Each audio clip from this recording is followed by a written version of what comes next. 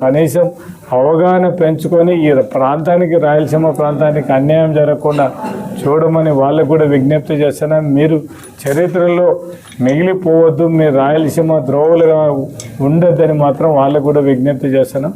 మీకు అవసరమైతే మీరు ఒకవేళ తెలుగుదేశం పార్టీలోనే మాతో కలచడానికి వీలు లేకపోయినా ఇండైరెక్ట్గా మాకు సపోర్ట్ చేసి మేము ఏదైతే స్టార్ట్ చేస్తామో దాంట్లో మీరు మాకు కూడా సపోర్ట్ చేయండి. లేదు సపోర్ట్ చేయడానికి కూడా ఇష్టం లేకపోతే మాట్లాడకుండా ఊరుకోండి. కానీ మీరు మాట్లాడి అనవసరంగా ఎందుకు ద్రోవులుగా నిలబడిపోతారు? ఈ ప్రాంతానికి అన్యాయం జరగకుండా చూడాల్సిన బాధ్యత మన అందరి మీద ఉంది, ఈ రాయలసీమ వాసులుగా.